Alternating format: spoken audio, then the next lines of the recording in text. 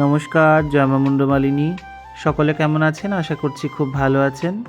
আজ মঙ্গলবার, দোল পূর্ণিমা তিথি। তো দোল পূর্ণিমা উপলক্ষে আজ শ্রী শ্রী মা মুন্ডমালিনী মাতা ঠাকুরানীরও দোল উৎসব পালিত হবে। তো আজ যেহেতু দোল, সেই কারণে গতকালকে মাকে একটি নতুন শাড়ি পরিয়েছিলাম। একটুখানি কালারটা অন্যরকমভাবে পরাবো বলেই মনে করেছিলাম, তা গোলাপির মধ্যে পরাবো বলে খুঁজে পাইনি শাড়িটা। তো এটা হাতের কাছে পেয়ে এই জামদানিটাই পরিয়েছি। আর অনেক দিন যজ্ঞকুণ্ডটা মোছামুছি করা হয় না, যেহেতু ভোরবেলায় উঠেই পড়েছি, সমস্ত কাজ মোটামুটি হয়ে গেছে। আর যেহেতু তাড়াতাড়ি পুজোয় বসবো, তো ওইদিকে মনে করলাম যে যজ্ঞকুণ্ডটা একটুখানি লেপে পুছে পরিষ্কার করে নিই। করে দেয় সবাই, তবুও যাই হোক, আজকে দোলের দিন কে আসবে না জানি না, সে কারণে একটু নিজে নিজেই করে নিলাম। সেরকম বিশেষ লেপাপোছা করতে আমি পারি না, ওইসবে অত আমি পারদর্শী নই বা দক্ষও নই। যেটুকুনি যা পারলাম এই আর কি লেপাপোছা করলাম। যজ্ঞকুণ্ডটা বেশ মানে গাটা ফাটা ফাটা হয়ে গেছিলো এবং কিছু জায়গা খসেও গেছিলো। নতুন মাটি লাগিয়ে একটু ভালো করে লেপে পুছে নিলাম। এগুলো সবাই গঙ্গা মাটি দিয়ে করা হয়। আমারই এক শিষ্য জয়গুরু ঘোষ বলে, ও আসে গ্রাম থেকে, ওখান থেকে গঙ্গা মাটি নিয়ে আসে। তো ওর মাটি দিয়েই আর কি লেপাপোছা চলে। তো আমি এখন নিজের প্রয়োজন মতন কিছু বেলপাতা আমি পেরে নিয়েছি, যেটুকু পুষ্পপত্র গোছানোর জন্য আর কি লাগবে। পরে আবার কেউ এলে পরে পাড়িয়ে নেব। আজকে রুমারা আসবে না শুনলাম, তো ওরা আসলে পরে অন্য দিন বেলপাতা নিয়ে আসে, আবার সোনাডাঙ্গার মা এলেও নিয়ে আসে। তো যাই হোক, হয়ে যায় এভাবে। তো পরে কে আসবে না জানি না, যেহেতু দোল, সবাই বাড়িতে কাজ আছে বা একটুখানি আনন্দ উৎসব করে, তো সেই জন্যই আর কি আমার যেটুকুনি প্রয়োজন তুলে নিলাম। আর এখন বড্ড বেলপাতায় নোংরা আবার ঝরে যাচ্ছে, তো যাই হোক এভাবে ধুয়ে মুছে পরিষ্কার করলাম। আর যেহেতু পূর্ণিমা লেগে যাবে, সে কারণে গতকালকেই তুলসী পাতাগুলো তুলে রেখেছিলাম। তো একটা প্যাকেটের মধ্যে রেখেছিলাম ধুয়ে, জলটা শুকিয়ে গেছে, তো যাই হোক একটু ভিজিয়ে রাখলাম, একটু সতেজ হয়ে উঠুক। মূর্ছা গেছে তো একটু সতেজ হলে পরে দিতে সুবিধা হবে। আর এদিকে কিছুটা দূর্বাও আমি তুলে নিয়েছি নিজের প্রয়োজন অনুযায়ী। তো পরিষ্কার পরিচ্ছন্ন একটা করে নিচ্ছি দূর্বা। এবার সব ধুয়ে পুষ্পপত্রটা গোছগাছ করে নিতে হবে, কারণ আজকে একটুখানি চেষ্টা করব সকাল সকাল পুজোয় বসার। যদিও 10:30টার মধ্যে আমাদের পুজো বসে যায়, তো আজকে আরও সকালে হতে পারলে পরে একটুখানি ভালো হয়, কেননা দোলের দিন সবাই দূর দূরান্ত থেকে যদিও বা আসে, তো তাদের তো আবার ফিরতে হবে, যানবাহনের সমস্যা হয় অনেক সময়, অনেক ক্ষেত্রে, সেই কারণে। আর এদিকে পিছি বেশ কিছুটা ফুল পাড়া ঘুরে নিয়ে এসেছে তুলে, সবাই স্বেচ্ছায় দেয়, তো সেখান থেকেই পিসি নিয়ে আসে। তো বেশ কয়েক রকমের ফুল আর কি পিসি তুলে এনেছে, দেখুন বেশ ভালো লাগে। যাই হোক, পিসি আছে বলে তাও এই সমস্ত বিভিন্ন রকম ফুল প্রত্যেক দিন দিয়ে মাকে অল্প বিস্তর কিছু হলেও নিয়ে আসে। তো যাই হোক, সব রকম ফুল হলে পরে ভালো লাগে, মনটা ভালো লাগে।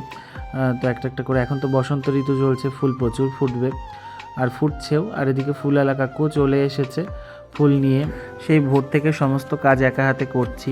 তো যাই হোক, এবার ফুলগুলোকে একটুখানি দেখে বুঝে নিতে হবে। আর এদিকে লক্ষ্মী কাকিমাও চলে এসেছে, মায়ের মন্দির মোছামুছি করছে। আর এই ফাঁকে আজকে সকাল সকাল ফুলওয়ালা কাকু এসেছে। ফুলওয়ালা কাকু একটু সকালে এলে পিসিরও একটু সুবিধা হয় মালা টালা গাঁথার জন্য। আর আমি এদিকে নৈবেদ্যের জোগাড় করতে বসে গেছি। তো নৈবেদ্যটা হয়ে গেলেই মোটামুটি বেশ বড় অনেকটা কাজ মনে হয় যেন মাথার থেকে নামলো। আর পুজো মানে তো একটা কাজ নয়, অনেক কাজ। তারপরে 5টা ভক্তের আগমন ঘটে, তো যেখানে 5জন লোক নিয়ে কাজ, আপনারা জানেনই নিশ্চয়ই সব কিছু সামলাতে কতটা পরিশ্রম হয়। ভক্তরা ঢোকার আগে যদি নৈবেদ্যটা হয়ে যায়, তাহলে পরে যাই হোক একটু নিশ্চিন্ত, কেননা কেউ যদি চলে আসে আবার এই এক কথা বলবে, ও এক কথা বলবে, এই করতে করতে দেরি হয়ে যাবে। এখন অবধি কেউ এসে পৌঁছায়নি। যাই হোক, আমি তাও ওদিকে আমার এক ভাই আছে, ভাইয়ের সঙ্গে কথা বলতে বলতে নৈবেদ্যটা আমি করে নিচ্ছি। আজ বেশি ফল বানাবো না, কেননা দোল যেহেতু, পরে এলে পরে সে গোটা ফল বানিয়ে দেওয়া যাবে কিন্তু এখন বেশি বানিয়ে রেখে নষ্ট করব না। যেটুকুনি প্রয়োজন সেইটুকুনি নিয়েই আর কি আমি এক এক করে সব করে নেব। সমস্ত রকম ফল আমি আমান্য করে নিয়েছি, এখন আর কিছু দিয়ে এবার সেটাকে পরিপূর্ণ করে নেব। একটা সময় দোলযাত্রা ছিল আমাদের মন্দিরের, একটা কি বলবো, বড় উৎসবের মতোই আর কি হতো। এখন সেগুলো মনে পড়ে। গত 2 বছর যাবৎ, যাই হোক 2 বছর বলবো না, গত বছর হয়নি, কেননা যেহেতু মন্দিরটা ভাঙাভাঙি হয়েছিল একটুখানি। মন্দিরটা আবার যেহেতু নতুনভাবে সাজিয়ে তোলা হয়েছে, সেই কারণে গত বছর বন্ধ ছিল। আর এবছরও আমি বন্ধই রেখেছি, কেননা ওই রং আবির প্রচণ্ড নোংরা হয়, আর কিছু একটু মানসিক দিক থেকেও আমি একটু চিন্তায় রয়েছি, সেই কারণেই আর কি এবছর করলাম না। মা যদি চান আগামী বছর অবশ্যই হবে। সত্যি বলতে খুব আনন্দ হয়। 7-8 বস্তা আবির এই মন্দিরের উঠোনে ওড়ে, ভক্তরাও খুব আনন্দ করে এবং আনন্দ পায়। এই আবির নেওয়ার জন্য বা এই আনন্দ করার জন্য দূর দূরান্তের ভক্তরা ছুটে আসে। ঢাক ঢোল বাঁশির আওয়াজে মন্দির একদম মুখরিত হয়ে ওঠে। আর এদিকে মহাদেবকে তুলেছি বেলপাতা পাড়ার জন্য। পরে কে আসবে আমার খুব চিন্তা হয়, আমি চিন্তায় ভুগি সবসময় যে কী হবে কী হবে না। তো ওকে তুলেছি, আমি এদিকে মাকে সাজিয়ে নিচ্ছি। ফুলালা কাকু আজকে এই ডালিয়ার মালাখানা নিয়ে এসেছে। কাকু ঠিক বোঝে আমার কখন কি চাই, কি পছন্দ। ভেবেছিলাম আজকে একটি পলাশের মালা পরাবো, তাও বাবা রুমা তো আজকে আসবে না, ও কোথায় গেছে। রুমা এলে আবার হতো, আগের দিন এনে দিয়েছিল। তো আজকে এই ডালিয়ার মালাটাই দিলাম। তা দেখলাম শাড়ির রঙের সঙ্গে, তারপরে যেহেতু আজকে রং দোল, সেই কারণে বেশ ভালো রংবাহারি মাকে লাগছে, ভালো লাগছে মাকে, খুবই সুন্দরী লাগছে। তো দোলের সাজে মাকে ভালোই মানিয়েছে। আর আমি মাকে খুব একটা বেশি আবির টাবির দিই না, কেননা দিলে পরে সত্যি কথা বলতে কোথাও দাগ বসে যাবে কি হবে, আবার এদিক ওদিক প্রচণ্ড নোংরা হয়, এগুলো পরিষ্কার করা খুব কষ্টসাধ্য। আর নিত্য সেবা যেহেতু হয়, সে কারণে বেশি নোংরা হলে পরিষ্কার পরিচ্ছন্ন করা এবং সময়ের মধ্যে সেবা সম্পূর্ণ করা সবই তো একটা কাজের মধ্যে পড়ে। তো যাই হোক, পরিশ্রমটা অত্যাধিক হয়ে যাবে, সেই কারণেই আর কি বেশি আবির দেই না মাকে। মায়ের প্রসাদী করে দেওয়ার পর ভক্তদের মধ্যে দিয়ে দেওয়া হয় আবির, এই আর কি। আর এদিকে ঢাকিও চলে এসছে, দেখুন ঢাক বাজাচ্ছে। আজ ওর ভাস্কর আসেনি, ওর বাবাকে পাঠিয়েছে। ওর বাবাও খারাপ বাজায় না, মোটামুটি ভালোই বাজায়, কাজ চলেছে। 2 বছর আগে অব্দি দোলের দিনে 2টো ঢাক, একটা ঢোল, একটা সানাই, একটা কাশি, এই আর কি এবং বস্তা বস্তা আবির এই উঠোনে। সত্যি কথা বলতে আজকে মনটা খুবই ভারাক্রান্ত, মনটা খুবই খারাপ লাগছে। এই দোলে একসময় কত আনন্দ হতো, কত ভক্তবৃন্দ এবং কত আপনজন, বহু আপনজনকে আমি হয়তো হারিয়েছি। তারা হয়তো তাদের কি বলবো জানি না, তাদের কি মনোভাব, তাদের মনে পড়ে কি না। যাই হোক, একটা সময় তারা অন্তরঙ্গ ছিল, আর এখন তারা হয়তো গায়ে গা লাগলে ফিরেও তাকায় না। উপকার পেয়ে গেলে মানুষ বুঝি এরকমই হয়ে যায়। তো যাই হোক, ও সমস্ত কিছু আমি ভাবি না বা ভাবতেও চাই না। তবুও বিশেষ দিনগুলো এলে পরে তাদের কথা মনে হয়, তাদের আমার কথা মনে হয় কি আমি জানি না, কিন্তু আমি তাদেরকে ভুলতে পারি না। আমার এখনও তাদের কথা মনে হয়। আমি আবারও ফিরে যদি সেই দিন পাই, আবারও ফিরে যেতে চাই সেই সব দিনগুলোতে। তারা চায় কি আমি বলতে পারবো না। তো যাই হোক, এদিকে এখন পুষ্পাঞ্জলি শুরু হয়ে গেছে।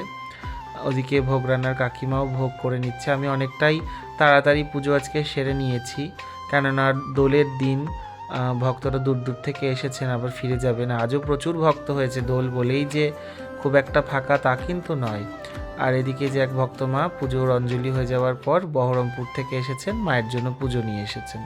তো মায়ের এখন ষোড়শ হওয়ার পর দেখুন সব ভক্তদের মালায় ফুলে সাজিয়ে দিয়েছি। যতই ভালো ভালো মালা থাকুক না কেন, একটা লাল জবার মালা না হলে কিন্তু মাকে মানায় না, যাই বলুন আর তাই বলুন। আপনাদের কি মতামত?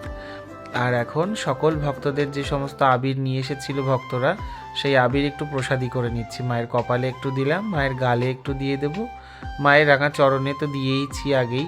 তো যাই হোক, এই প্রসাদী আবির আরতির পরে সকল ভক্তদের মধ্যে দিয়ে দেওয়া হবে, সকল ভক্তকে আমি দেব, তারপরে ওরা নিয়ে যে যা করবে করবে। আর এখন মায়ের ভোগ নিবেদন হয়ে গেছে। ভোগে আজকে ভাজা 5 রকম, খিচুড়ি আর হচ্ছে আলুর দম, চাটনি, পায়েস, এই দিয়ে মায়ের ভোগ নিবেদন হয়েছে। পূর্ণিমা যেহেতু চিরভোগ তো হবেই, এটা আমাদের আগাগোড়া হয়ে আসছে। আর গত বছর থেকে এই নিয়মটা আমি পরিবর্তন করে অন্নভোগ দিচ্ছি।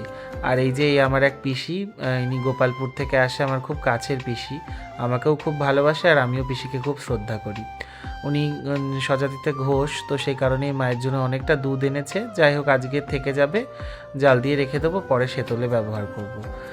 এক ভক্তের কন্যা সন্তান হয়েছে মায়ের কৃপায়, তো সেই কন্যা সন্তানেরই আজকে মুখে প্রসাদ খাওয়াবার জন্য নিয়ে এসেছে।